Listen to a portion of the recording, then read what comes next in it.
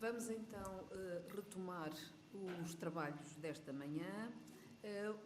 Este painel tem como tema estruturante a relação energética euro-russa, atores e desafios, e contará com 3 intervenções, a primeira das quais da professora Licínia Simão, da Faculdade de Economia da Universidade de Coimbra.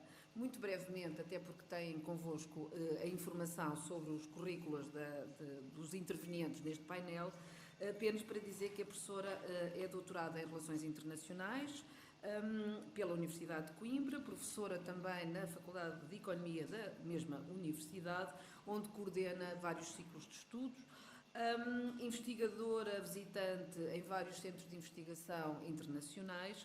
Tem dedicado a sua investigação, ou a linha principal da sua investigação, ao espaço pós-soviético, e é nessa qualidade e por essa razão que contaremos aqui com o contributo da professora Licínia Simão, a quem eu passaria desde já a palavra. Muito obrigada, bom dia a todos e a todas. Eu queria começar, obviamente, por agradecer à doutora Carla Fernandes e ao IPRI o convite para integrar o projeto e poder também contribuir para este volume final que agora está a ser apresentado. Muito obrigada. Agradecer também ao IDN, naturalmente, o acolhimento desta iniciativa e a oportunidade de regressar a esta casa. Não perdendo mais tempo, o desafio que me foi lançado em termos do contributo que eu poderia dar para este livro tinha a ver com a necessidade de olhar para os países de trânsito, em particular, nesta relação energética entre a União Europeia e a Rússia, no que toca ao gás natural. E exatamente o gás natural tem características muito específicas sobre a questão do trânsito, e no contexto europeu isso obviamente significa questões de longa duração e relações de longa duração que estão em curso há várias décadas e que agora estão também elas fortemente desafiadas por este contexto de grande transformação que vimos aqui apresentado de forma muito brilhante pelo nosso keynote speaker. Portanto, este, digamos assim, é o pano de fundo geral em que estas relações se estão a alterar, com depois algum conjunto de especificidades do contexto europeu que também irei abordar. Portanto, num primeiro olhar, este trabalho procura exatamente sublinhar esse contexto energético europeu em profundas alterações e destacar o impacto particularmente forte que essas alterações têm tido para os países de trânsito e o seu papel na segurança energética europeia. Por outro lado, obviamente, sublinhar também que, no contexto europeu, o trânsito da energia tem estado profundamente ligado às dinâmicas geopolíticas de alargamento e consolidação de esferas de influência, se quiserem usar este termo, que é muito pouco querido da União Europeia, mas que, de alguma forma, acaba por ser esse também o processo que está em curso, portanto, consolidação de esferas de influência, quer do lado da União Europeia, quer do lado da Federação Russa, e, portanto, tem sido muito difícil ao trânsito energético escapar a esta politicização da energia que se tem visto de forma muito clara e, claro, depois também influenciado pelas dinâmicas globais que aqui vimos. Portanto, com base neste quadro, o capítulo avançou 2 ideias centrais. Por um lado, esta ideia de que os países de trânsito tradicionais, no contexto europeu, estamos a falar da Ucrânia, da Bielorrússia, em particular a Moldova também, têm sido marginalizados de forma crescente na gestão da segurança energética europeia e eles têm se tornado geopoliticamente menos relevantes do que eram há uns anos atrás. Há alternativas ao gás natural que estão a ser exploradas, há novos projetos de fornecimento de gás de forma direta, há outras formas de gás que chegam à Europa, portanto temos aqui um contexto onde eles estão a tornar-se geopoliticamente menos relevantes. E esta marginalização geopolítica tem pelo menos 2 tipos de consequências.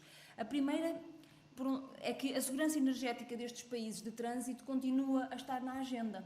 E, portanto, a segurança energética da Ucrânia ou a segurança energética da Bielorrússia ou da Moldova, eles continua a ser uma questão que está na agenda e o que tem acontecido é que estes países têm explorado essas questões no âmbito dos quadros multilaterais onde vão estando inseridos. Estou aqui a pensar, por exemplo, na política europeia de vizinhança, estou a pensar na União Económica da Eurásia e outros contextos onde estas questões têm sido colocadas e, portanto, eles têm conseguido, de alguma forma, que quer a União Europeia, quer a Rússia, estejam comprometidas com a questão da segurança energética dos países de trânsito. Eles têm conseguido colocar isso na agenda.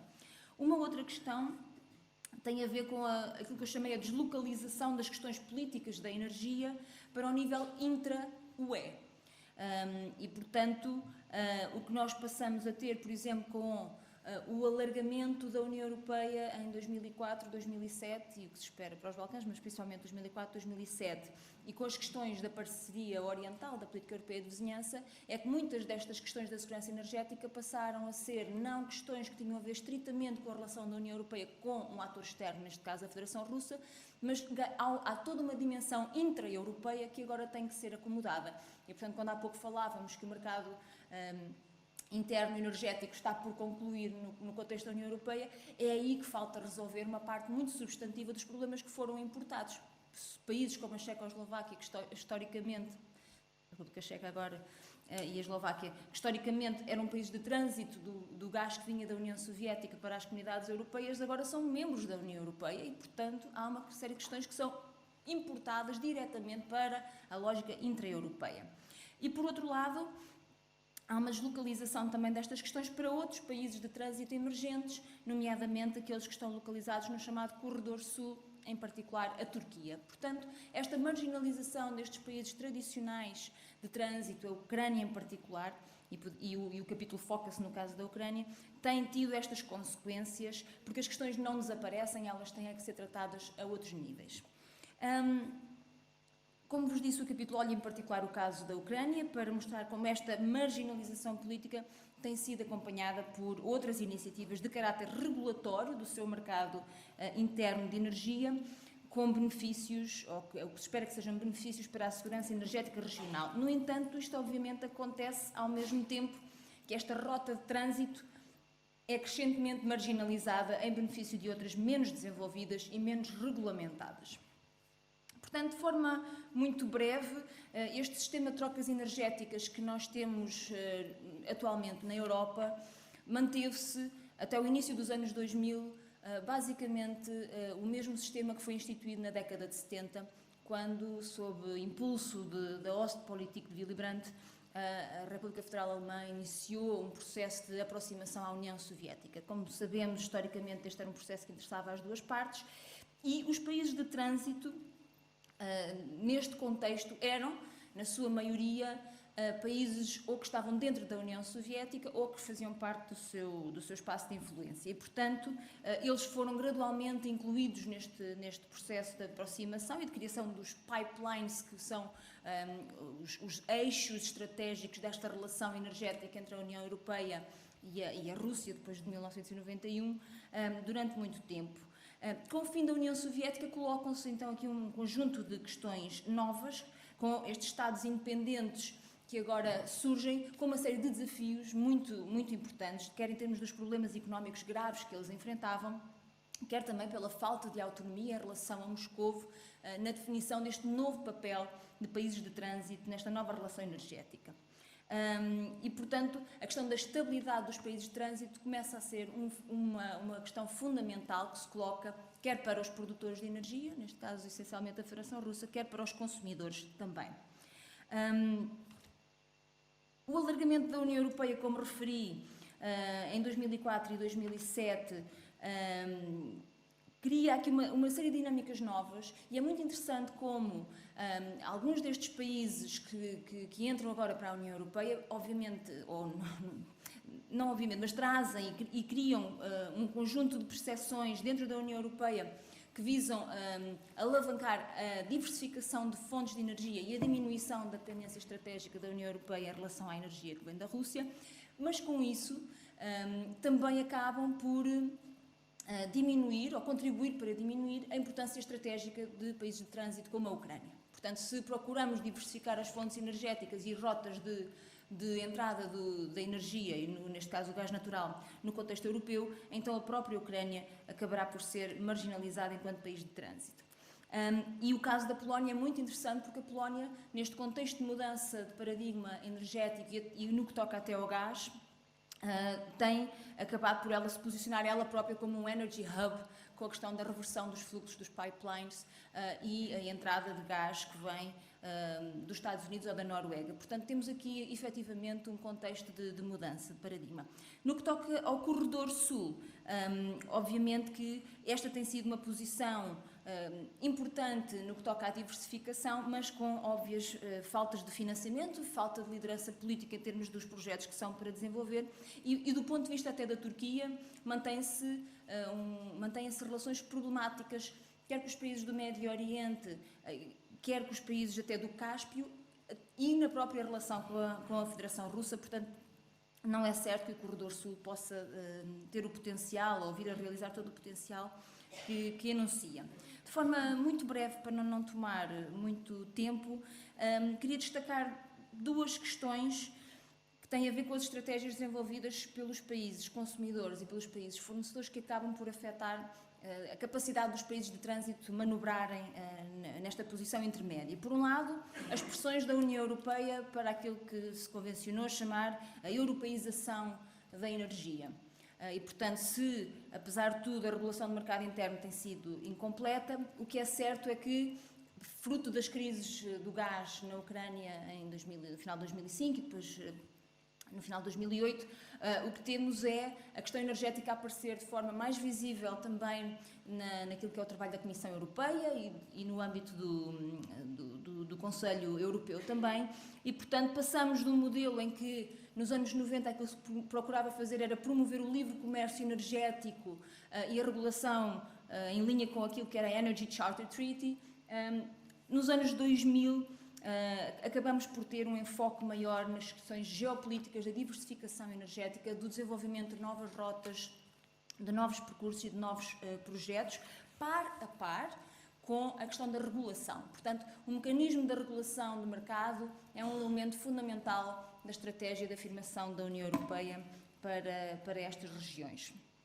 E isso tem-se visto, por exemplo, no âmbito das relações da União Europeia com países como a Ucrânia ou o Azerbaijão ou a Geórgia, que são os mais importantes em termos da transição do gás do Cáspio para a União Europeia, que a União Europeia tem dado respostas diferenciadas, porque obviamente para um país produtor como o Azerbaijão os requisitos de regulação do seu mercado não podem ser os mesmos, ou eles não têm aceito que sejam os mesmos que um país como a Ucrânia, que está muito mais vulnerável neste momento à pressão europeia, e portanto a União Europeia tem procurado que a regulamentação dos mercados venha, nomeadamente no sentido do livre comércio, o que nem sempre joga com aquilo que são os interesses dos produtores ou dos países de trânsito até. Portanto, temos tido aqui alguns problemas nesta linha. Do ponto de vista da Rússia, a questão da politização da energia na política externa russa tornou-se muito visível, o que é muito interessante porque a energia nunca foi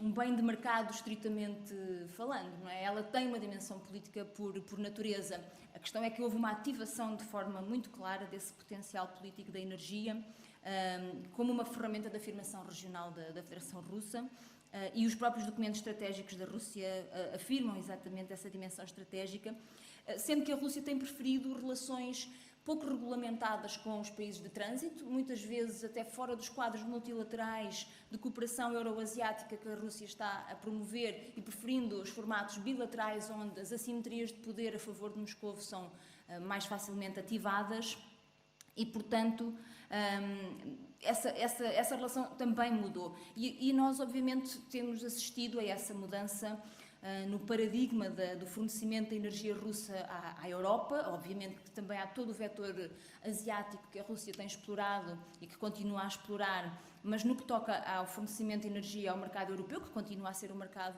que paga bem e onde o consumo é regular e, portanto, é muito importante para a economia russa, o que é certo é que a Ucrânia claramente passou a ser vista como um país de trânsito que não era seguro e a Gazprom, em particular, no pico do preço da energia a meados dos anos 2000, quis obviamente renegociar uma série de acordos que subsidiavam a economia de muitos destes países e desenvolver um conjunto de outros projetos, o Yamal, que passa pela Bielorrússia, o Blue Stream pela Turquia e os famosos Nord Stream, são exemplos dessa estratégia de diversificação que a Rússia também procurou fazer, fruto dessa leitura mais política da energia. Vou agora, já em jeito de conclusão, focar-me um bocadinho então mais no estudo de caso, que era o estudo de caso da Ucrânia, para sublinhar exatamente esse declínio da Ucrânia em termos dos volumes de gás que transitam através deste território. Em 2004 eram 137,1 bilhões de metros cúbicos e em 2016 passamos para 82 apenas, e portanto há aqui um declínio grande. Eu acho que parece-me que a Ucrânia exemplifica bem a complexidade das questões energéticas no contexto europeu por 3 motivos. Um tem a ver, obviamente, com este equilíbrio entre as lógicas de mercado e as leituras geopolíticas da energia. Tem sido difícil de conseguir. Por outro lado, prende-se com a questão da diversificação e segurança energética dos próprios países de trânsito, que é uma questão que normalmente é marginalizada nesta dimensão, e também porque coloca as questões energéticas no contexto de um conflito violento, armado, que decorre no leste da Ucrânia e na Crimeia. Embora na Crimeia já de forma mais consumada o percurso que a região deverá seguir nos próximos tempos. Portanto, todas estas questões entram aqui na nossa equação, ou devem entrar. E, portanto, as relações com Moscovo têm sido fundamentais no contexto da Ucrânia, subsidiarizando a sua economia. Obviamente que esta foi uma questão que foi revista pela Gazprom e pela Federação Russa, coincidindo com as revoluções coloridas em marcha no país. No contexto das relações com a União Europeia, este desejo de aproximação tem sido claro, até fruto da leitura geopolítica daquilo que deve ser ou poderá ser o futuro da Ucrânia, para bem ou para mal, mas tem sido esse o caminho. Mas tem havido ainda assim uma grande resistência às tentativas de institucionalização das relações comerciais, de maior regulação, transparência, controle da corrupção, até porque este é um setor fundamental para a economia ucraniana, para as suas elites e para alimentar uma série de dinâmicas fundamentais. Tem havido alguma capacidade de financiamento de infraestruturas novas, mas ainda insuficiente. E uma nota para referir exatamente o grande impacto que a anexação da Crimeia e o conflito no leste da Ucrânia tem no setor energético ucraniano, levando a uma diminuição do consumo interno da energia por 2 motivos. Por um lado, porque as condições do Fundo Monetário Internacional assim o exigiram, em termos da possibilidade de haver subsidiarização da energia na economia ucraniana, e por outro lado porque as grandes indústrias da siderurgia que estão localizadas na Ucrânia oriental, chamamos-lhe agora assim, na região do Donbass, ficam agora fora da grelha energética da Ucrânia. Não é? E, portanto, essa era uma grande fonte de consumo energético para a Ucrânia, e agora isso vê-se o setor energético, o consumo a ser reduzido. Para concluir, 2 notas. Os países de trânsito são, então, fundamentais para a segurança energética da União Europeia. Os seus interesses, a estabilidade e a qualidade das suas relações com produtores e consumidores têm que ser tidas fundamentalmente em conta, e a Ucrânia encontra-se hoje pressionada por 2 visões distintas de como é que esta segurança energética pode ser assegurada, e pela rápida alteração da paisagem energética global europeia. Portanto, apesar da energia russa se manter como fundamental para a segurança energética europeia, a Ucrânia, na realidade, tem-se aproximado do modelo europeu, mais regulatório, mas eu diria que sem nenhuma garantia de que este seja um compromisso de futuro que a Ucrânia está a assumir. Muito obrigada. Muito obrigada.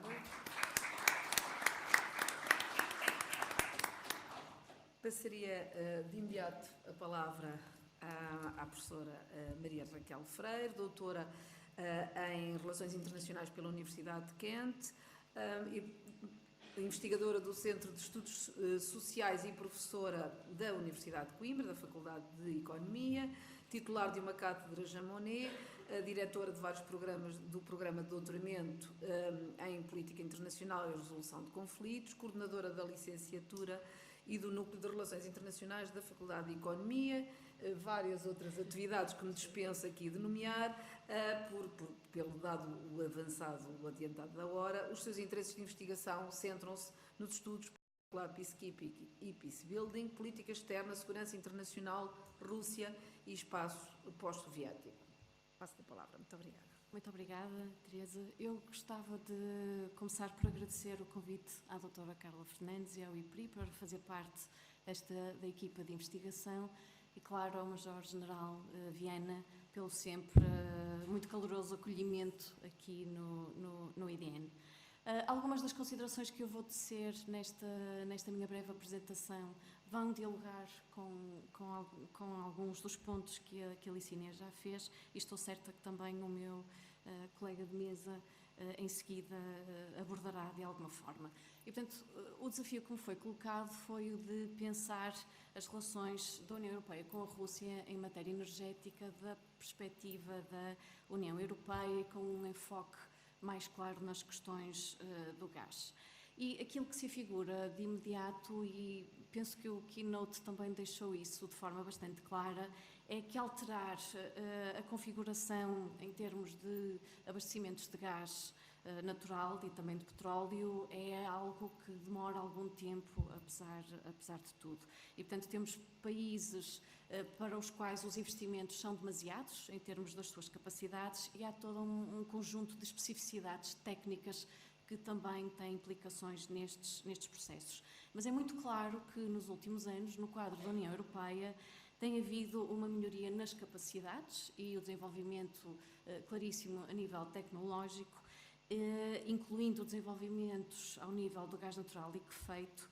Isto tem contribuído, a meu ver, para um aumento da capacidade negocial da União Europeia face à Rússia. E, portanto, a UE não é de todo, neste momento, apenas um price taker e, portanto, tem uma capacidade de intervenção ativa nos processos de negociação dos preços e dos abastecimentos, não significando, no entanto, que tenha uma política energética coesa e bem organizada, como aqui já foi referido e sobre o qual eu falarei também. Eu estruturei a minha apresentação em torno de 3 ideias principais. Uma primeira ideia é a de que eu considero que a relação energética entre a União Europeia e a Rússia é uma relação de interdependência. O discurso que tem prevalecido no quadro da União Europeia aponta para a dependência e, portanto, a dependência da União Europeia da Rússia nesta matéria e, portanto, a necessidade, naturalmente, de políticas de diversificação energética e, obviamente, também questões relacionadas com a maior tensão a que temos assistido nesta relação bilateral.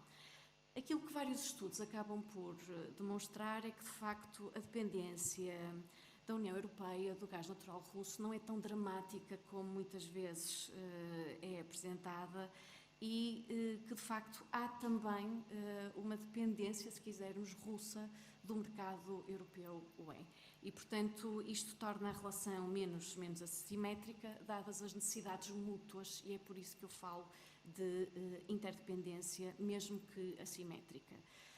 Quando nós pensamos, por exemplo, no caso da negociação dos pacotes de inverno no contexto da Ucrânia, claramente parece-me que há aqui um exemplo da relevância da manutenção de canais de diálogo e de comunicação entre estes dois atores.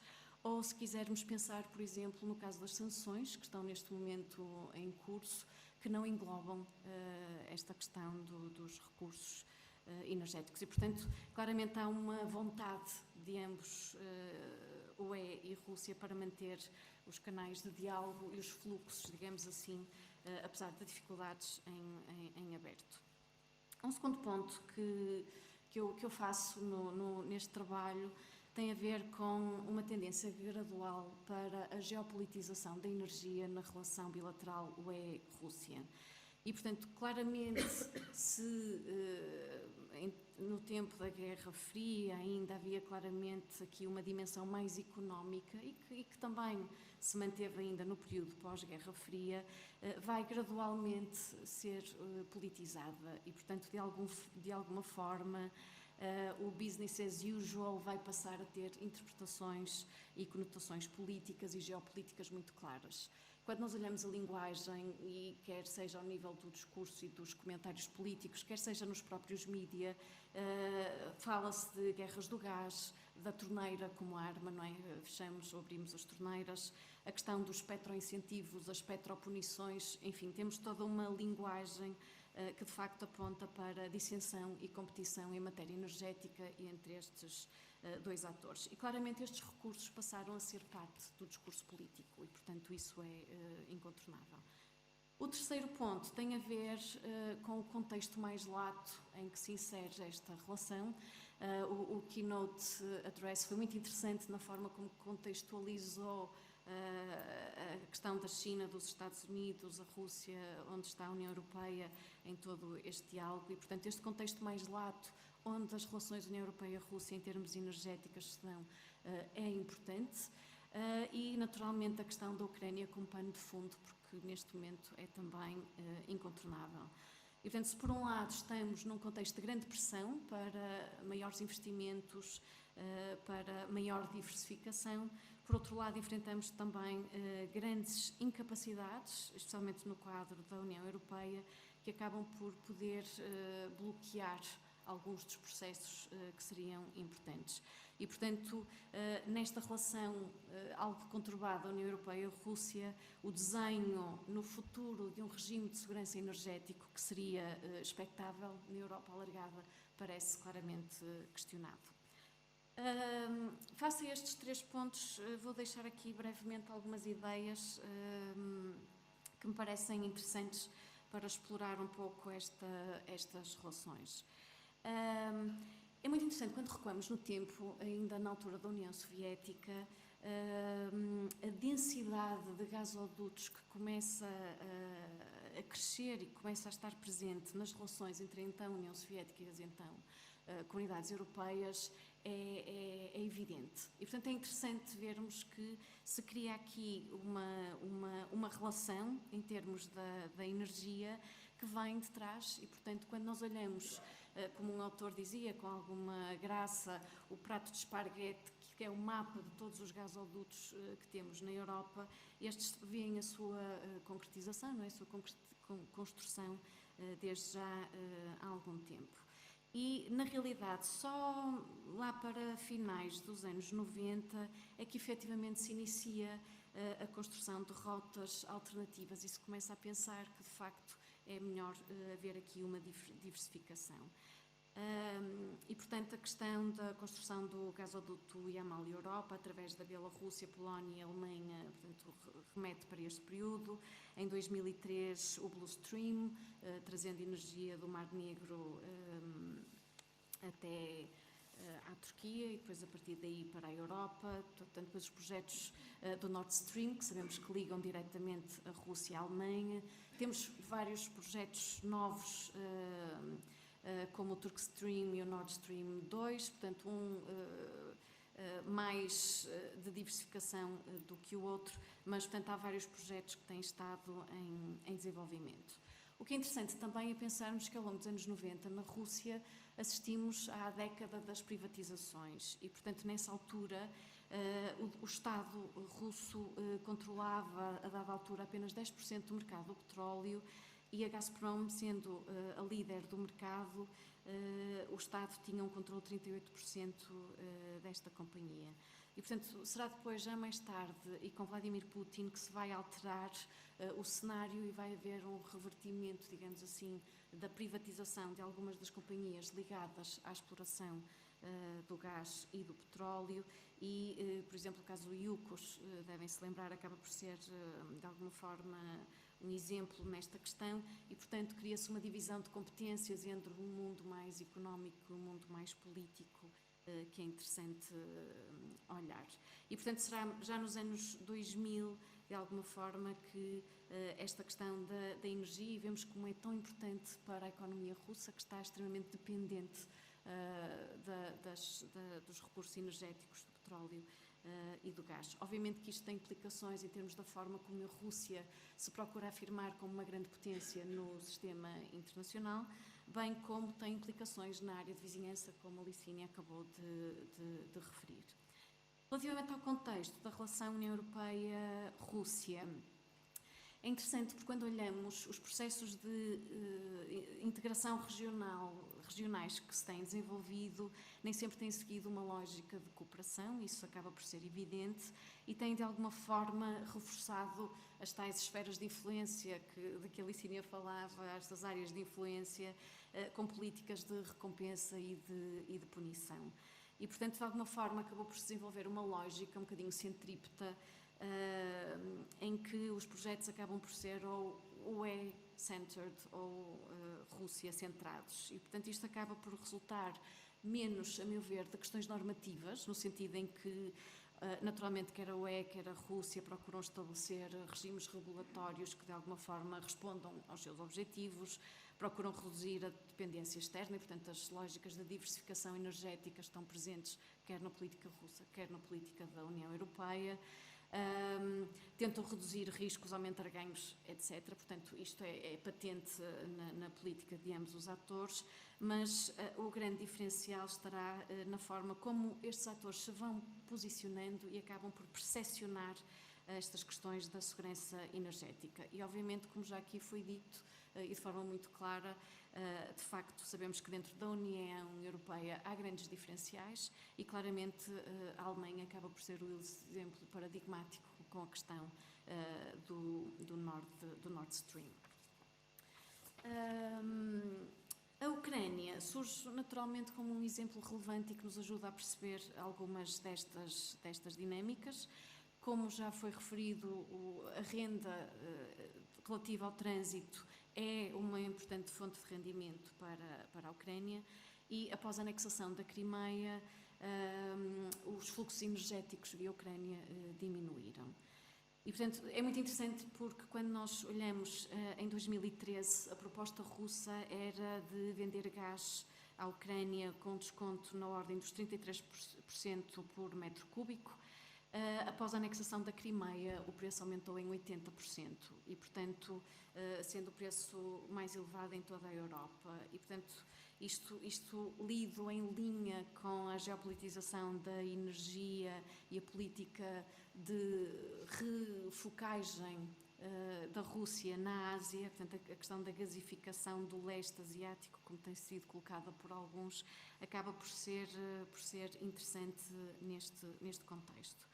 E, portanto, é importante nós notarmos que está a haver uma alteração e que, de facto, se a maior parte dos gasodutos e dos oleodutos estão orientados para o Ocidente, na realidade tem havido grande investimento em novas rotas a partir da Sibéria, que tem permitido à Rússia exportar metade da sua produção para mercados asiáticos.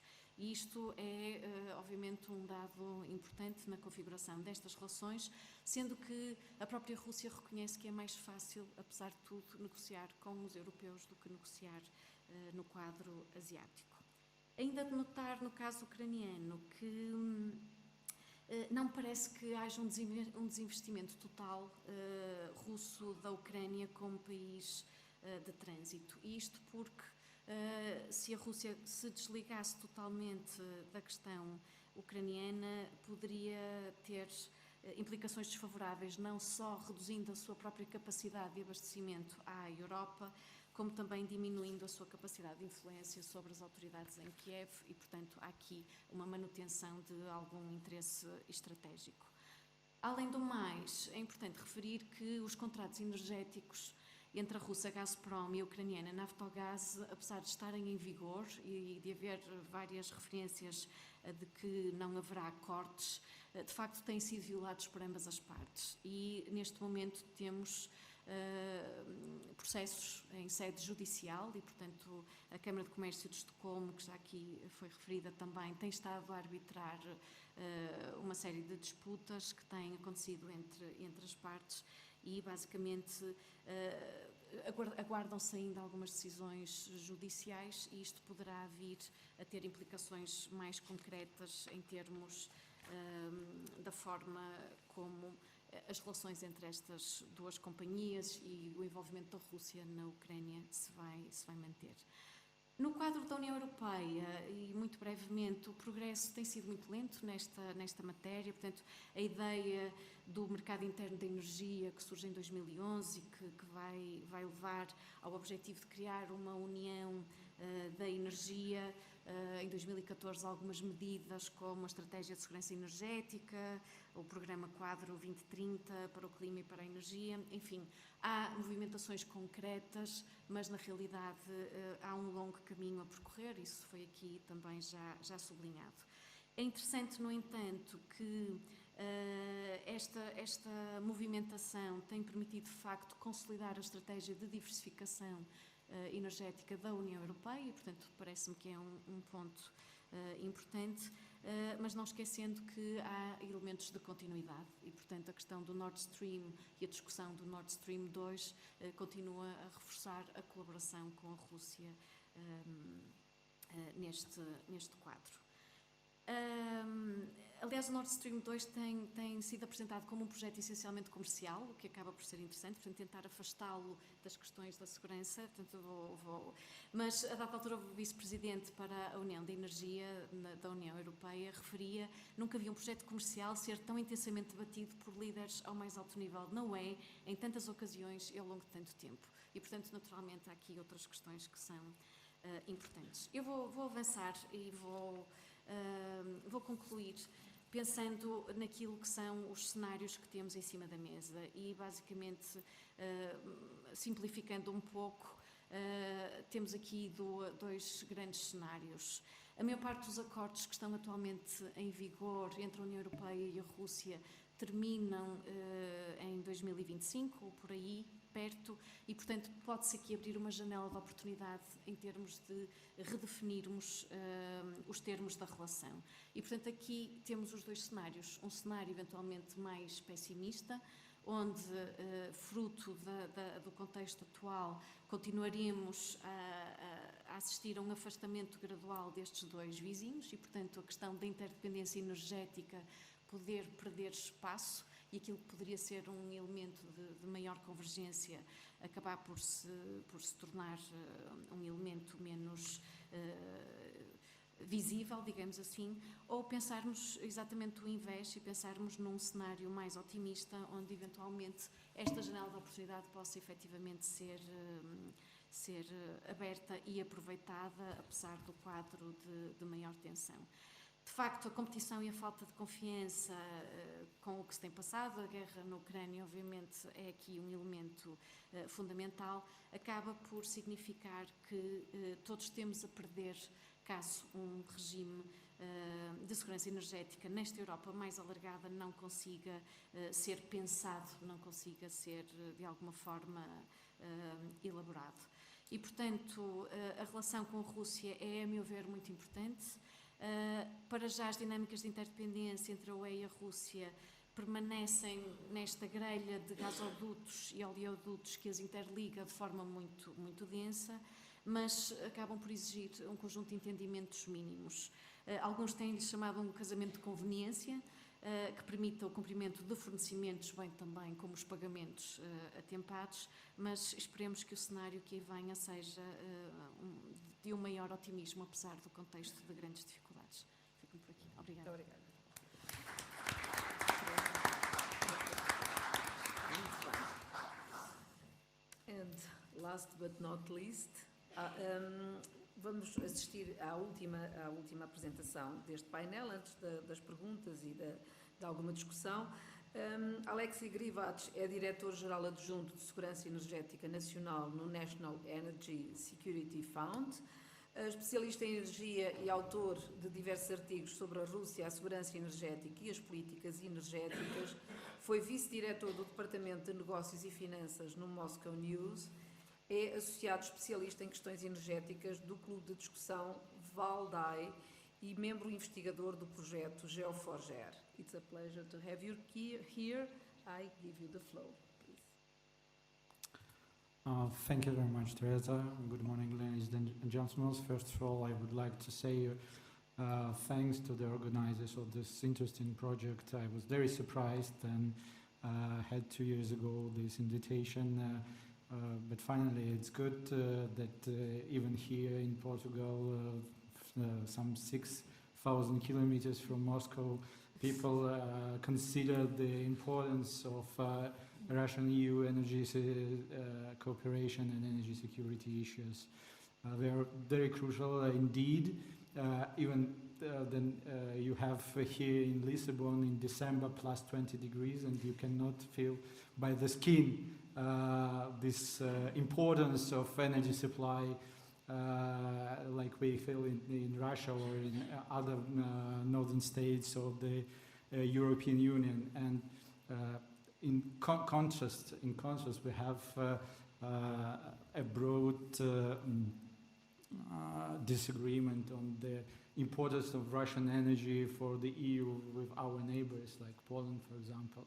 So this is the difference, and it's good that they have this kind of projects in this kind of discussions, because in the discussions we can get some compromises which will benefit to both parties involved in this cooperation. I think they don't have too much time because I have 10 A4 pages of the report. So I will be limited. If you will desire to understand the position of this report in details, you have to read my article for this project when the book will be issued. I think it will be very soon. But I will stress on some points. We're speaking, other researchers and reporters have been speaking about the interdependence, and this is the clearest and very exact term to analyze and to consider Russian-EU energy cooperation. I will give you some figures. For example, in 2017, revenues from oil, gas and coal exports from Russia amounted for 148 billion US dollars, of which, according to our expert estimates,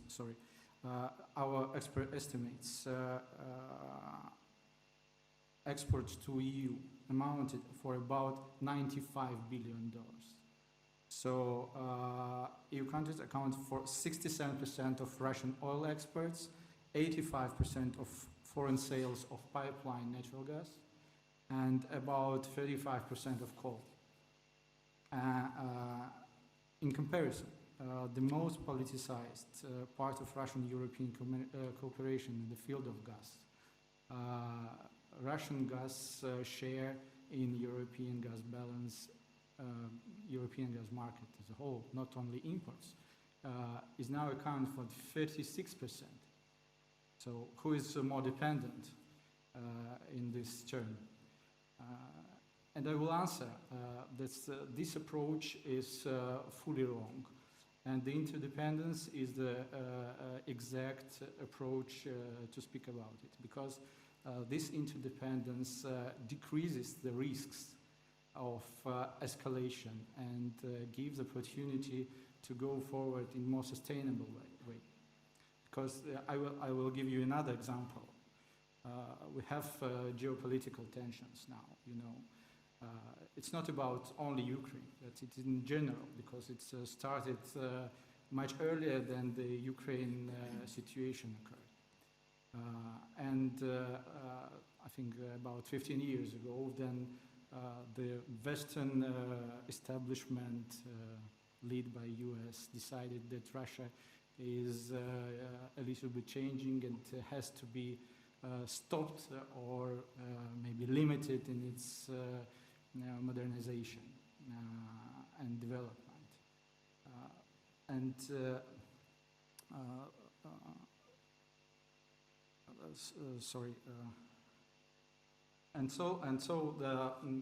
If there was, for example, sanctions in gas field between EU and Russia, it could lead to a more dangerous world in the continent, and the real threat of some kind of escalation of our relations, much more higher than we have today. Then there is no sanctions of the gas relationships. So this interdependence works, and it decreases the risks and decreases increases the level of the confrontation and gives opportunity to find a solution in negotiations and in partnership way. Of course, we have natural advantages of being EU neighbor, and EU has the advantages of being a neighbor of Russia, to have this access to the vast energy resources we have. And we have EU and as a very important market to sell that goods and to develop our economies and develop our well-being. So, what is the plot of this politicization we are speaking today about? It was, as I already said, there are two dimensions from my point of view, which were the reasons of rising that kind of issues. First of all, it's the inter-EU battle for powers between the European level with European Commission, European Parliament and the national governments which are responsible for the energy policies in its origin. And the Lisbon Treaty says that the energy mix is the responsibility of national governments. I think for the EU level, European Commission, it was not good news, because energy is very crucial part of the policies itself, of the development of economy, etc. So they began to struggle to get more instruments, more powers to provide policy making in this field. And the so-called Russian threat and this dependence on Russian energy sources was a kind of instrument to get this power from the national governments and increase the possibility to influence on European development and European policies. I have a number of examples of how it was occurred in the history. And the Ukraine transit stops were also used for that purpose. And the second point, which is widely connected, is the policies of the United States of America. Because they have a broad interest in Europe and across the EU. They are leading this Western alliance, and I think that they are not so interested in the good cooperation between EU and Russia itself, because it's weakening US power and US possibility to provide their leadership globally. So they need kind of discipline, blocking, and so on. Frankly speaking, and we can see this politicization coming from the US in the recent situation about the Nord Stream 2 pipeline. Then there's pressing EU countries, involved companies, and even politicians which support these energy projects between Russia and the EU. And the projects which are fully economic, because there is no public funding. Companies are paying on their own, taking into account the decline of indigenous production of natural gas in European Union and the need to go to more sustainable and clear energy future to phase out coal. Some countries, as Antonio said, are exiting or reducing nuclear power development. So the need of natural gas will be great in coming decades in the EU as well. despite some people are saying that the world will be fully renewable and electric. And to compare, for example, policies which we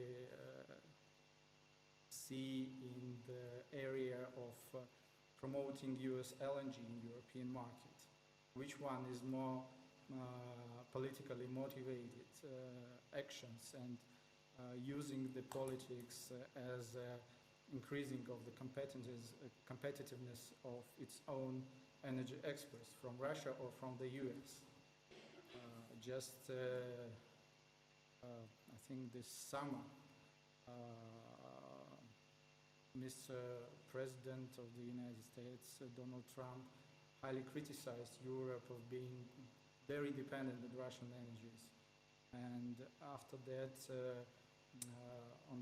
during the meeting with President of the European Commission, Jean-Claude Juncker, there was a special agreement that EU will provide and promote LNG infrastructure to buy more US LNG, to decrease this dependence and diversify sources of supply of gas.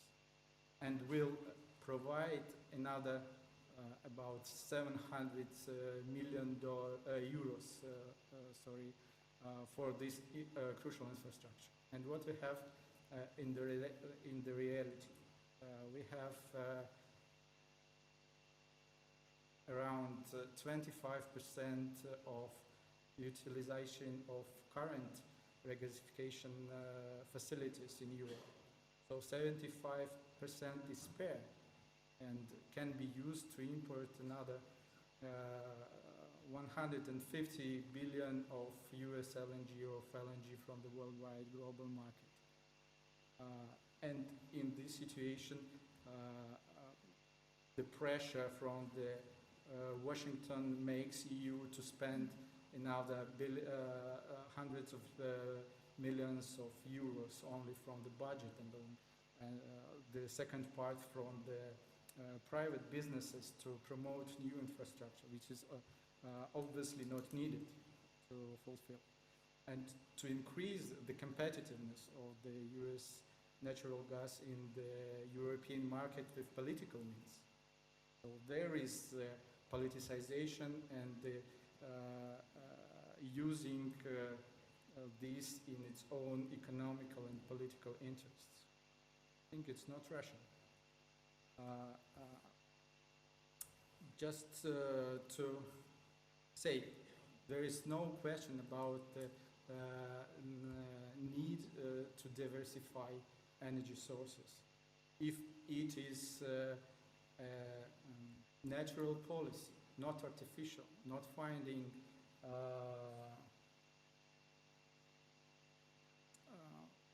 investing into infrastructure which will not be used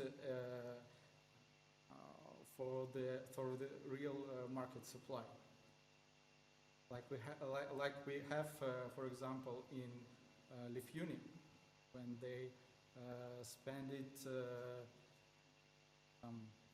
100 million euros per year for the LNG facility, which is used for 10% only because in competitiveness of LNG supply. And on the other hand, we have also as an answer to the energy security issues, make investments into regasification plant in Kaliningrad region, which is separated from the Russian territory. And it also amounts for hundreds of millions of euros because the transit goes through Lithuanian territory. So this artificial politicization increases costs for both parties, and this cost decrease the competitiveness of Russia and EU in the global competition in the face of US, for example, or Asian emerging economies like China, India, and so which are not paying these extra bills for the politicization of the energy. To conclude, we have to find, of course, a solution, and I believe the solution will be found. As the real life turns, that these 10 years, almost 10 years, I think, maybe a little bit more, of that policies of discriminatory practices of the Russian natural gas, which were promoted in the EU, ended with a great increase of Russian gas supply volumes in recent years, and Russian gas share in the European market. Just in 2010, we had around 120 BCM supplied to European market and 23% share in the EU. And in 2017, last year, we had 35% share and 165 BCM of gas supply to the European customers. So it's the whole difference between policies and the real life. And if we will come to a more fair and more sustainable and less discriminatory energy policy in Europe, and based on trust and development, it will be of mutually beneficial for the EU people and Russian people. Thank you. Thank you. Bom, agradeço aos intervenientes neste painel as respectivas intervenções. Creio que todas elas nos permitiram ganhar aqui alguma informação e ter uma melhor noção para as questões de interdependência e de complexidade que envolvem as relações energéticas entre a União Europeia e a Federação Russa e a forma como elas influenciam essas relações, designadamente alargando-as aos países de trânsito, aqui com um enfoque especial na questão, ou no caso, da Ucrânia. Tendo em conta o nosso programa, eu iria dar a oportunidade a apenas 3 intervenções. Eu peço que essas intervenções sejam muito breves e muito diretas e, eventualmente, até direcionadas para os intervenientes e para a pessoa relativamente à qual gostariam de obter uma resposta. Portanto, façam favor. Está ali um pedido de intervenção.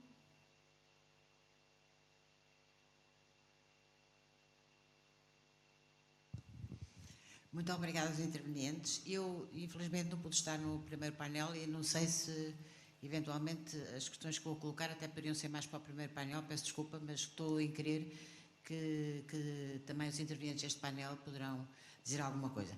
Muito rapidamente, há 2 questões. Pensando no horizonte mais a longo prazo, 2035, há 2 questões que eu acho que poderão ter impacto ou serão de ter em conta em toda esta equação da geopolítica de energia, que é a questão do gás xisto e de que maneira, em termos de facto, da emergência do gás de xisto, e não só o gás de petróleo de xisto dos Estados Unidos, e como é que isso vem alterar, de facto, a equação geopolítica global da energia. Essa é uma das questões, gostava de ouvir alguma referência, como é que a questão está a evoluir, quer em termos de produção, quer em termos do share dos Estados Unidos nos mercados mundiais nesta matéria, ou se o gás de xisto é meramente para consumo interno dos Estados Unidos e não tem esta capacidade para mudar, digamos, as rotas internacionais de abastecimento de gás. Isso é uma questão. Outra questão, o Ártico. As alterações climáticas, obviamente, vão ter impacto na navegabilidade do Ártico. Isso é uma coisa de que se fala, obviamente, muito.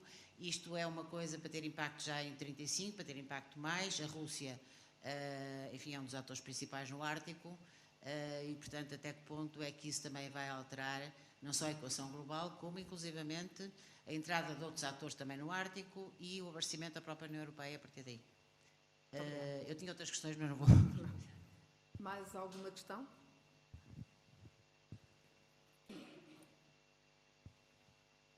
e mais, portanto, estão fechadas as intervenções.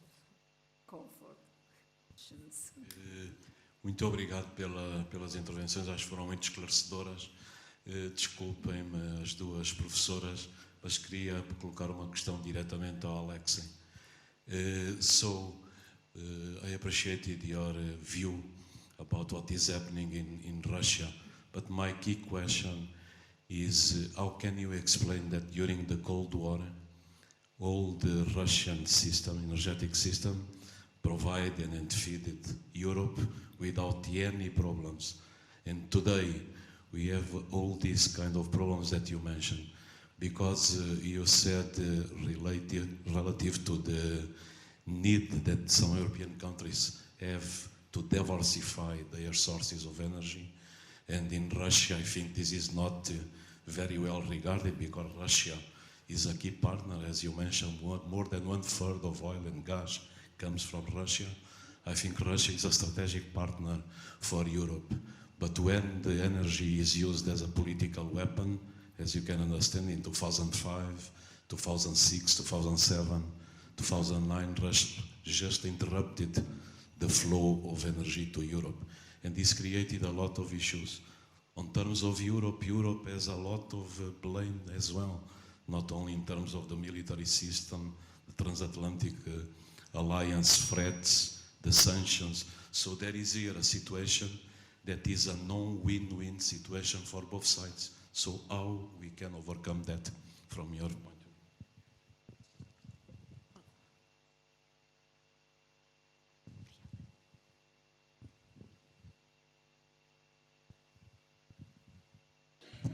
Bom dia, antes de mais cumprimentar os conferencistas e dar os parabéns pelas excelentes prestações. A minha questão prende-se com a autossuficiência energética na Europa e não foram abordados dois players que me parece que são importantes, tendo em conta digamos, as ambições da União Europeia em termos de não depender apenas de uma fonte energética. É importante ter em conta que, segundo os relatórios, o nosso abastecimento dos Estados Unidos é 1,3 de todo o abastecimento de gás, o que quer dizer que é irrelevante, e tendo em conta que o custo do LNG na Ásia é superior do que na Europa, faz até que haja saída de gás comprado. Mas isto, portanto, se não consideraram a questão de 31% do gás que é fornecido à Europa vir da Noruega, que é um país europeu, não é? E que está a ser construído um pipeline também para fornecer os países bálticos, e também do Trans-Anatolia Pipeline, que vai terminar, vai estar pronto a partir de 2020. Eu quero dizer que qual é a perspectiva que tem, tendo em conta que a União Europeia, não Portugal, não é? Depende em 46% da Rússia, e tendo em conta também o diferencial de preço, uma vez que a Rússia, o gás russo é mais barato do que o LNG, portanto, como é que perspectivam, portanto, o interface destes dois players com a realidade futura em relação ao LNG, que para já é 1,3 da realidade. Muito obrigado. Não sei quem é que quer responder. O Alex, de qualquer forma, if you want to answer the question, the direct question that was... Okay, thank you, Antonio. But I think that maybe here in Portugal there was not a clear view on what occurred in 2005 and 2008 winters between Russia, Ukraine and Europe. It was a transit stop, and this transit stop was due to the lack of the contract. I think if you will not have a contract with electricity supply or a gas supply company, it will stop your deliveries. How do you think? And Ukraine had the situation that we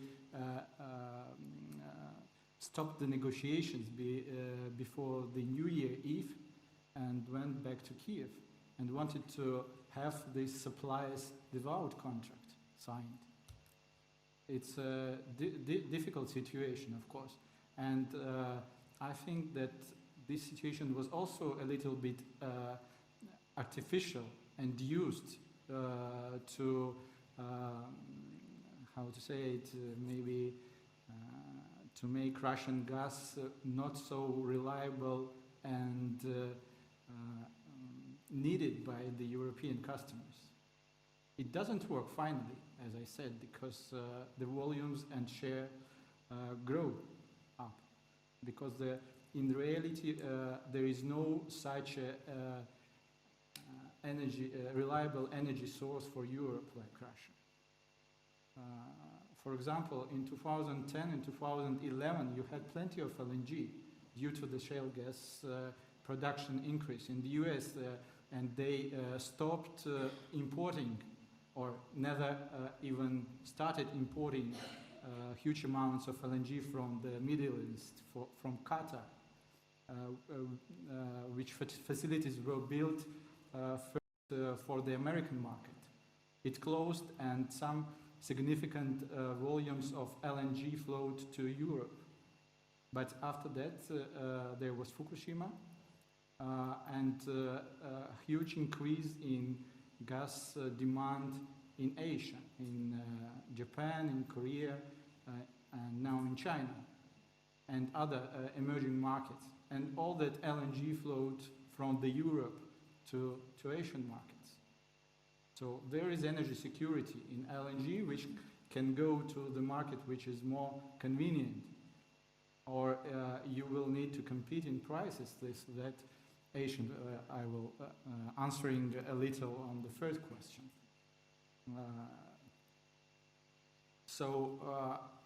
What about the political weapon?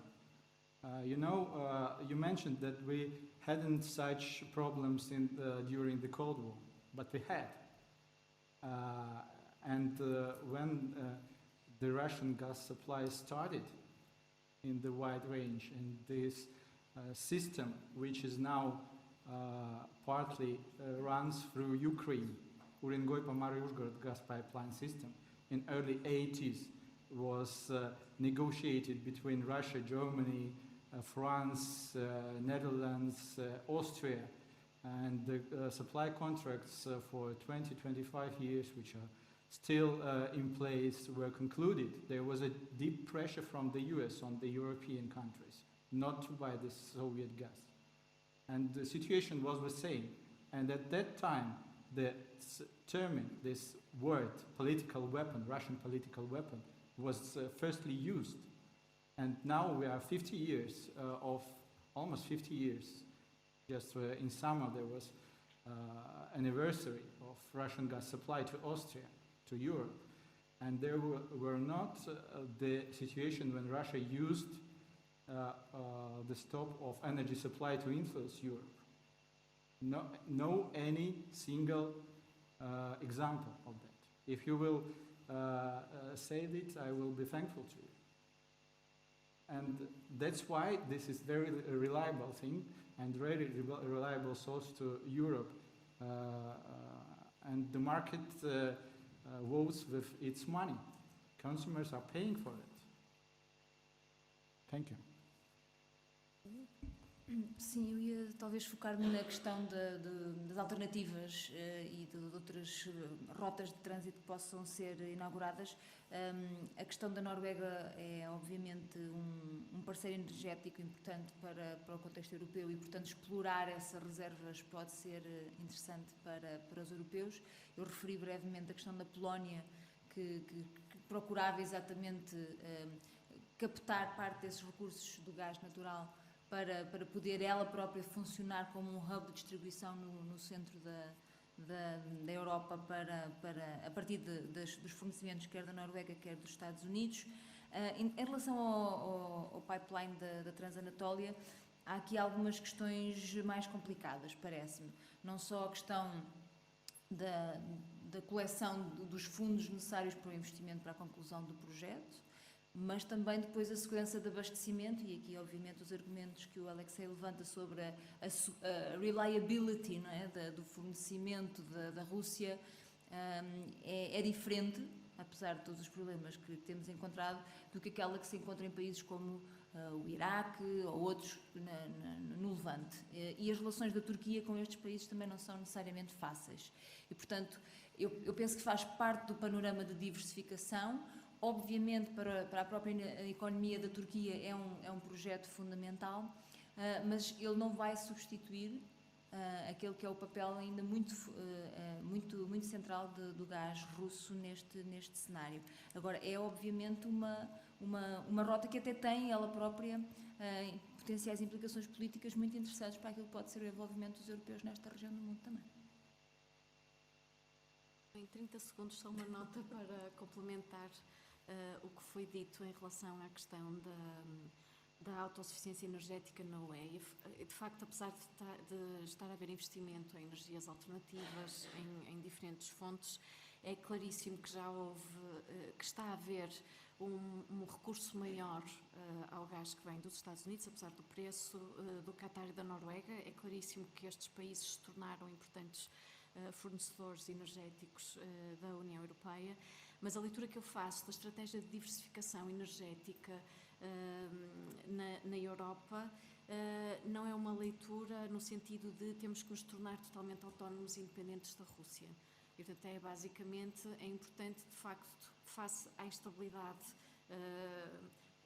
nas relações, por vezes, com a Rússia, no Médio Oriente, enfim, em diferentes contextos, de a União Europeia ter a capacidade de poder jogar com diferentes fornecedores. Portanto, e toda a cadeia é importante e, portanto, a leitura que eu faço desta diversificação é numa lógica de manutenção da Rússia como um parceiro importante, mas, obviamente, de termos aqui outras formas, não só intra-UE, mas também com outros países, de podermos diversificar. E, portanto, assegurarmos melhor a questão da segurança energética. Obrigada a todos. Dou por terminado então a discussão relativamente ao painel 2. Pedi à assistência que não saísse do lugar. Nós vamos apenas trocar para se proceder apenas 2 minutos para se proceder à troca de mesa e peço-vos um aplauso então para os nossos intervenientes deste painel.